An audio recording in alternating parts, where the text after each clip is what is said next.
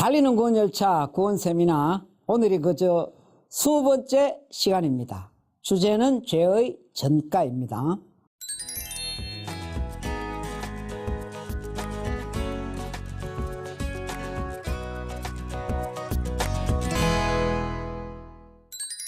죄는 사라지지 않아요. 비행기가 지나가면 흔적도 없고 배가 지나가도 그렇습니다. 그러나 죄는 기록으로 남습니다. 우리 지난번에 예레미야 17장 1절 말씀을 살펴봤습니다. 금강석 끝 철필로 마음판에 기록되었다. 금강석, 다이아몬드 끝 철필로 예리하게 우리의 마음판에 죄가 기록으로 남습니다. 그런데 하나님 앞에 갈 때는 이 죄를 처리를 하고 가야 돼요. 죄를 가지고 가면은 안 되지 않습니까? 이 죄를 처리를 하고 가야 되는데 어떻게 이 죄를 처리하나? 그 하나님의 방법이 바로 전가입니다. 전가. 전가는 죄를 다른 사람에게 넘기는 겁니다. 넘겨가지고 그냥 두면 안 돼요. 죄는 반드시 죽어야 처리가 됩니다. 그래서 넘겨서 내가 죽는 대신에 그 사람이 나 대신에 죽는 것. 그래서 하나님은 내 죄를 용서해 주시고 살려주는 거예요. 그게 이사야 53장에 보면은 여호와께서는 우리 무리의 죄악을 그에게 담당시키셨도다. 넘겼다. 전가시켰다. 히브리 원어에는 그것을 스미하라 그럽니다. 여호와께서는 우리 무리의 죄악 800억이야. 인생 총 800억 무리의 죄악을 그 단수 그에게 전가 담당 스미화시켰다. 그래서 우리가 살아나는 방법을 하나님이 주셨습니다. 자, 그럼 구약시대를 보자. 구약시대는 어떻게 우리 죄를 용서해 주셨나? 그 전가의 대상이 양입니다. 양, 짐승 양. 사람의 죄를 짐승에게 넘겨서 짐승이 대신 죽는 것. 그래서 사람이 살아나는 것. 하나님은 그 방법을 주셨습니다. 네. 그것이 구약시대입니다. 그래서 양은 아무것도 모르고 인간의 죄를 다 뒤집어쓰고 죽는 거예요. 세 가지 조건이 있었습니다. 첫째는 성전에 가야 돼요. 성전에. 이스라엘의 성전은 수도 예루살렘 한 군데밖에 없었습니다. 성전의 기능은 피 흘려 제사 지내는 곳이 성전입니다. 지금 우리 교회는 차라리 회당의 기능이지 성전의 기능은 아닙니다. 성전은 항상 피의 제사가 이루어지는 곳입니다. 일단은 성전에 가야 돼요. 가서는 제사장을 만나야 됩니다. 제사장. 세 번째는 양을 한 마리 끌고 가야 돼요. 이게 구약시대입니다. 구약시대는 이 세 가지 조건을 다 갖춰야 됩니다. 자, 예를 들어서 제가 죄를 지었습니다. 괴로워서 못 살겠어요. 용서받아야죠. 그래서 제가 먼 성전에 찾아갑니다. 그래서 제사장을 찾아갑니다. 제사장님, 제가 죄를 지었습니다. 어떻게 하면 이 죄를 용서받을 수 있습니까? 그럼 제사장이 죄의 값이 뭐지요? 예, 사망입니다. 그럼 손목사, 당신이 죽어야지. 죽는 길 외에는 방법이 없어. 그럼 제가 새파랗게 질려가지고 부들부들 떱니다. 죄의 값은 사망이라. 이제는 죽음이 찾아왔어요. 다른 길이 없습니다. 그때 제사장님이 손목사, 당신이 사는 방법이 있기는 한데 제사장님, 도대체 그 방법이 뭡니까? 양을 끌고 이리로 오시오. 그럽니다. 그러면 제가 양을 끌고 제사장을 앞에 갑니다. 양머리 위에 손을 얹으시오. 그럼 제가 양머리 위에 손을 얹습니다. 그러면은 제사장님이 제 손 위에 다시 손을 포개 얹습니다. 그리고는 이렇게 기도합니다. 하나님, 저 손목사 죄를 지어 죽어야 되는데 이 죄를 양에게로 넘겨서 양이 대신에 죽어서 손목사 죄를 용서하려고 합니다. 하나님 허락하여 주시옵소서. 그러면은 제 죄가 양으로 넘어가 버립니다. 그게 전가입니다. 그게 담당입니다. 그게 스미야입니다. 이거는 눈에 보이는 것도 아니고 소리가 들리는 것도 아니요.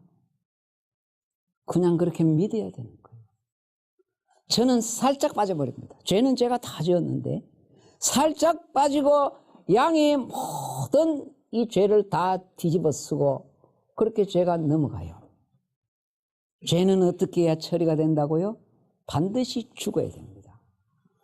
죽어야 되는데 조건이 피를 흘리고 죽어야 돼요. 그냥 죽으면 안 돼요. 피 흘리고 죽어야 돼요. 왜요? 이것이 하나님의 방법입니다. 하나님은 반드시 죽음을 확인하는 방법이 피를 봐야 돼요. 피. 내가 피를 볼 때에 아, 너 정말 죽었네? 그때 하나님이 손 들고 돌아가십니다. 피를 볼 때 넘어가리라. 반드시 피 흘려 죽어야 됩니다. 그래서 제 죄가 양에게로 넘어갔습니다. 그래서 이 죄인인 제가 시퍼런 칼을 뽑아듭니다. 제목을 찔려야 되잖아요. 제목을 찔려야 되는데 아무 영문도 모르고 제 죄를 다 뒤집어서 이 양의 목을 푹 찔러요. 근데 양은 참 이상해. 이게 생명인데 어찌 안 아프겠습니까? 만약에 개나 닭을 이렇게 죽이면은 어떻게 되겠습니까? 이 양도 생명인데 전혀 반응하거나 도망치거나 아프다고 매 소리하거나 그렇게 하지 않아요. 그냥 가만히 있습니다. 그냥 피를 그 하얀 양털의 피를 철철철철 다 흘리고 다 흘리면은 그냥 그 자리에서 픽 쓰러져 죽습니다. 이게 양입니다. 몽골에 가면은 지금도 이 관광 코스가 있대요. 얼마 전에 몽골에 다녀오신 목사님 이야기 들었어요. 진짜라는 거야. 전혀 양이 도망치거나 반항하거나 아프다 소리 안 한다는 거야. 그래요. 그냥 그 자리에 서서 피를 다 쏟고 그 자리에서 픽 쓰러 죽습니다. 그러면은 피는 제단에 뿌리고 양은 번제로 드립니다. 번제. 번자는 태울 번자입니다. 양을 각을 떠서 다 태워서 제사를 드립니다. 태워서 없애버려요. 그러면은 제사장이 저한테 이런 이야기합니다. 손목사, 당신이 죽어야 되는데 당신의 죄를 양이 다 뒤집어 쓰고 양이 대신에 죽었으므로 당신은 이제 살았습니다. 돌아가십시오. 그럼 제가 우와, 이제는 살았어. 하나님 감사합니다. 제사장님 감사합니다. 하고 그냥 돌아오면 되는 거예요. 이게 구약시대입니다. 구약시대는 그렇게 죄 용서함 받았어요. 그런데 이 양의 피는, 양이 피 흘려 다 죽는데 이 양의 피는 한 사람의 하루치밖에 담장을 못해요. 예를 들면 제가 내일 또 죄를 지었습니다. 그러면 어제 그 양의 피로는 안 돼. 효력이 없어. 이게 양의 피의 효력입니다. 그럼 내일 또 제가 양을 잡아야 돼요. 또 먼 성전에 찾아가서 제사장 만나서 양이 뭐 1, 2만 원 하겠습니까? 또 제사를 드려야 되는 거예요. 그러니까 그게 구약시대단 말이에요. 구약시대는 나 한 사람을 위해서 얼마나 많은 양이 죽었겠습니까? 응? 죄가 머리털보다 많잖아요. 이 양이 얼마나 많은 양이 죽여야 되겠습니까? 이게 구약시대에 있었다. 자, 그러면은 신약시대를 보십시다. 신약시대는 어떻게 됐나? 신약시대는 아까 이 세 가지 요건이 반드시 필요했습니다. 그러니까 구약시대는 죄용산 받는 일이 보통 일이 아니야. 그런데 신약시대는 이게 예수님 안에 이 세 가지가 다 들어있어. 다 들어있어. 예수님이 성전입니다. 이 성전을 헐라. 내가 3일 만에 일으킨다. 이제 건물 성전의 시는 끝났다. 이제 건물에서 양 잡는 거는 효과가 없다. 주님이 성전이시고 주님이 양이야. 세상 죄를 지고 가는 하나님의 어린 양이면서 주님이 제사장이야. 주님이 당신이 집례하는 거야. 십자가에서 당신이 성전이자 당신이 당신을 집례하는 거예요. 당신이 스스로 당신을 집례하는 것이, 그것이 십자가에 있었다. 그래서 신약시대는 예수님 안에 이게 다 들어있어요. 양의 피는 한 사람의 하루치밖에 안 돼. 그러나 예수님 피는 억만 인생들의 억만 죄악들을, 과거, 현재, 미래의 모든 죄악들을 다 씻어주고 용서해 줄 수 있어요. 그것이 보혈의 능력이야. 보혈. 보배보자 피혈자. 보배라는 말은 피 앞에만 나와요. 보배로운 기적, 보배로운 말씀 없어. 그래서 이게 보배라. 주의 보혈 능력이 또다 주의 피 믿어. 예수 믿는 게 피 믿는 거야. 피 없는 예수. 그게 공자고 맹자입니다. 피 없는 예수. 왜 주님이 나의 구원자가 될 수 있나? 피 흘려 죽은 예수. 나의 죄를 씻기는 예수의 피밖에 없네. 양의 피는 한 사람의 하루치밖에 없지만은 예수님 피는 억만 인생들의 억만 머리털보다도 많은 죄들을 다 해결해 줄 수가 있다. 아동부 동요 가운데요, 이런 노래가 있습니다. 제목은 파란 마음 하얀 마음입니다. 우리들 마음에 빛이 있다면 겨울엔 하얄 거예요. 산도들도 지붕도 하얀 눈으로 하얗게 씻긴 속에서 새하얀 마음으로 살으니까요. 이게 2절이거든요. 근데 3절이 또 있어. 잘 들으십시오. 3절. 성도들 마음에 빛이 있다면 봄, 여름, 가을, 겨울 하얄 거예요. 예수님의 십자가 보배 피로서 하얗게 씻긴 속에서 새하얀 마음으로 살으니까요. 자녀들하고 많이 부르시기 바랍니다. 근데 죄는요 색깔이 있어요. 죄가요 색깔이 있어. 색깔이 무슨 색입니까? 그게 이사야 1장 18절입니다. 오라 우리가 서로 변론하자. 너희 죄가 주홍 같을지라도 눈과 같이 희어질 것이요 진홍같이 붉을지라도 양털같이 되리라. 죄는 색깔이 붉은색입니다. 붉은색이라. 이게 죄의 색깔입니다. 그런데 붉은색이 불다가 검게 되어버려요. 그래서 우리 검 불다 그러잖아요. 그 찬송가에 보면은 먹보다도 더 검은 그렇게 되는 거예요. 죄가 불다가 그렇게 돼요. 그렇다 이 말이에요. 그런데 이 붉은 죄를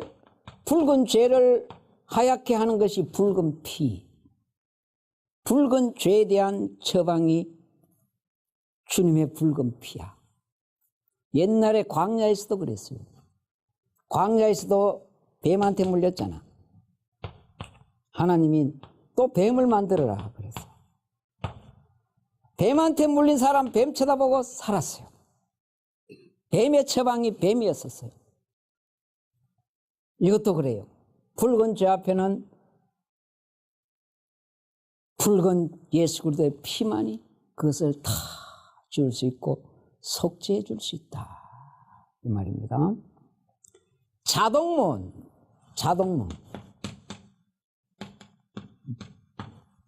우리 좋은 건물에 가면은 자동문입니다. 자동문은 짐승이 가면 안 열려요. 사람이 가야 사람 냄새를 맡고 문이 열립니다. 아마도 천국도 자동문일지 몰라요. 그럼 천국 자동문은 무슨 냄새 맡고 열리나? 피냄새 맡고 열립니다. 피냄새. 아니 무슨 피냄새 맡고 열리나? 예수님 피냄새 맡고 열립니다. 아니 그럼 우리 몸에 예수님 피가 있나? 그래요. 피 흘려 죽은 예수, 그 예수가 우리 마음속에 계시잖아요. 우리는 뭐 A형도 있고 B형도 있고 그렇지만은 예수님의 피는 무슨 냄새인지 잘 모르겠습니다만은 무슨 형인지 잘 모르겠습니다만은 하여간 성도가 천국 문 앞에 가면은 그 예수 피냄새를 맡고 천국 자동문이 싹 열립니다. 그래서 그 피가 마음속에 큰 증거 됩니다 그러잖아요. 천국 백성들은 국적도 다르고 나이도 다르고 신분도 다르고 다 다릅니다. 언제 어디서 살다가 온 사람들이잖아요. 그러나 하나의 공통점이 있습니다. 그게 뭡니까? 무슨 피를 가지고 있나? 그 피가 마음속에 큰 증거 됩니다. 그런단 말이에요. 그 피를 마음속에 간직해 해서 그 피냄새를 맡고 천국 자동문이 열려가지고 그렇게 천국에 다 입성한 사람들. 먹구름.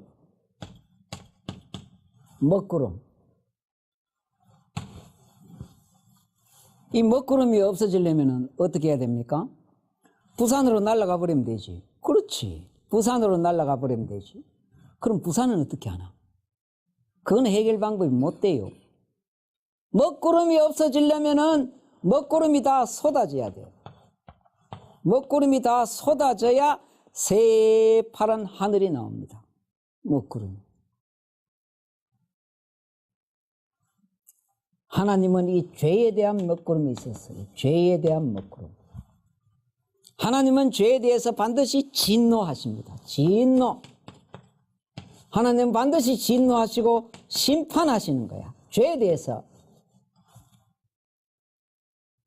그런데 구약시대는 양이 죽고 신약시대는 예수님이 대신에 죽으시고 하나님은 이 먹구름을 당신의 아들 위에 다 쏟아 부었었어요. 죄에 대한 하나님의 진노는 끝났습니다. 죄에 대한 하나님의 심판은 끝났습니다. 이제는 하나님이 더 퍼부을 죄에 대한 진노는 없습니다. 왜요? 하나님이 당신의 아들에게 그걸 다 퍼부었어요. 하나님이 한번 칼을 뽑으시면요, 하나님은 반드시 목을 쳐야 칼을 꼽습니다.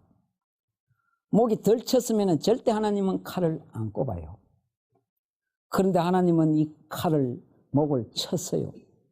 인생 800억 목 치는 게 하나님에게 유익이겠습니까? 예수 하나 치는 게 유익이겠습니까?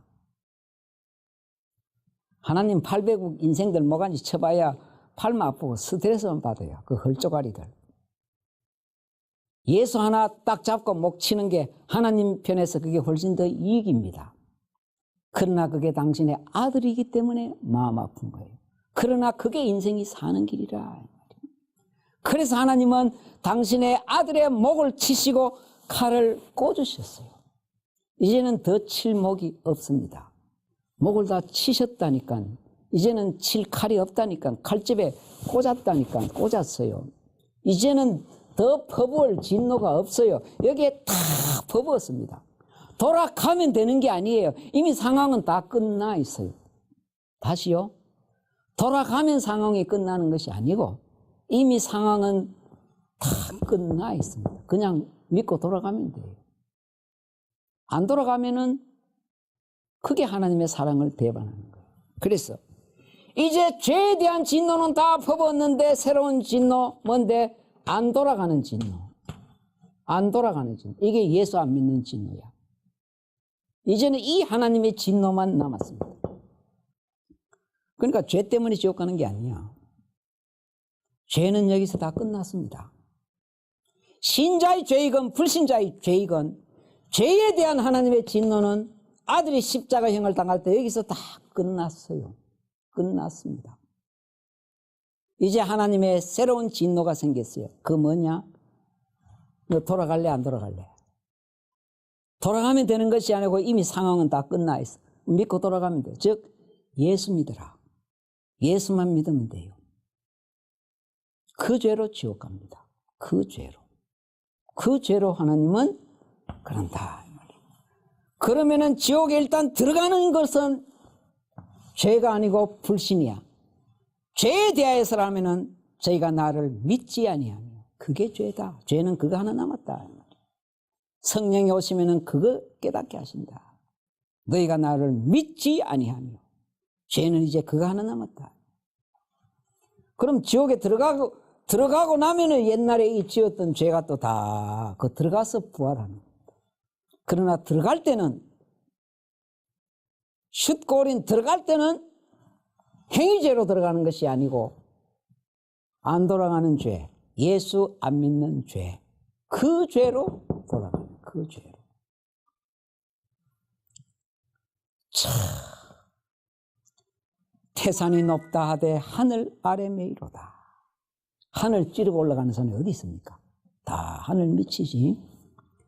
우리 죄가 주홍같이 진홍같이 붉을지라도 사람이요 아무리 이 땅에서 죄를 지어도 이런 색깔의 죄를 못 짓는데요. 이게 얼마나 진한 색깔인지. 그러나 아무리 이런 진하고 진한 죄를 지었더라도 예수 피 한 방울이면 끝난다. 예수 피 한 방울. 그래서 주님이 마지막 피 한 방울 나를 위해 흘렸니. 그게 십자가입니다. 십자가는요 공중에 사람 달아놓고 피를 다 흘리게 하는 사형틀입니다. 이게 로마 시대 이전에 300년 전부터 이런 사형제도가 있었는데 하나님이 로마에게 야 너가 그거 잘 사용하고 있어. 나중에 내 아들 가서 거기서 피 다 흘리고 죽어야 되니까 잘 보관하고 있어. 그게 십자가입니다. 마지막 피 한 방울까지 다 쏟아야 아, 내 아들이 이제 죽었구나. 하나님은 그렇게 죽음을 인정하시고. 그런데 아무리 가시관 쓰고 채찍치고 손 박아도 못을 박아도 피가 조금 남아있거든. 안 돼. 마지막 피 한 방울까지 다 흘려야 되는 거야. 그래서 한 군병이 옆구리를 찌르니 물과 피가 쏟아졌더라. 물과 마지막 피 한 방울이 여기서 쏟아지더라. 그것이 시편 73편에 보면은 내 심장이 찔렸나이다. 그래. 심장. 거기가 피 창고입니다. 마지막 피 한 방울이 아직 거기 남아있었어. 안 되지. 마지막 피 한 방울까지 다 흘려야지.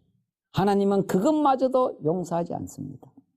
한 군병이 찌르기는 옆구리를 찔렀는데 그것이 바로 심장이었습니다. 내 심장이 찔렸네. 하나님은 이렇게 당신의 아들에게 진노를 다 퍼부었어. 이제 죄에 대한 하나님의 진노는 끝났다. 테텔레스타이. 다 끝났다. 이제는 그 하나님의 사랑을 받을래? 무시할래? 그게 예수 믿을래? 안 믿을래? 예수 믿을래? 예수 안 믿는 말은 그 하나님의 사랑을 무시하고 조롱하고 거절하는 죄. 그 죄로 지옥 갑니다. 그 먹구름이 남아있어. 죄에 대한 먹구름은 다 이제 없어지고 쏟아졌다는 것을 기억하시라. 오늘은 죄의 전가. 죄는 내가 가지고 있으면 안 돼. 반드시 죽어야 되는데 넘겼어. 그 사람이 나 대신 죽어줬어. 그래서 사는 거야. 만군의 여호와 열심히 일을 이루셨습니다. 그래서 예수 피만이 보혈이라. 주의 보혈 능력이 있다. 하나님은 이렇게까지 구원의 길을 열어주셨어요. 아들에게 진노를 다 퍼붓기까지 구원의 길을 열어주셨어요. 이 하나님의 큰 사랑을 무시하는 죄가 얼마나 크겠습니까? 행위죄, 살인, 강도, 살인. 아이고, 그거는 천사의 죄는 행위죄가 없어요. 다 하나님을 대적한 죄라는 것을 알아야 돼요. 우리 모두 하나님의 사랑을 다시 한번 음미하시고, 우리 모두 천국에서 다 만나시는 축복의 가정들 다 되시기를 바랍니다. 화이팅!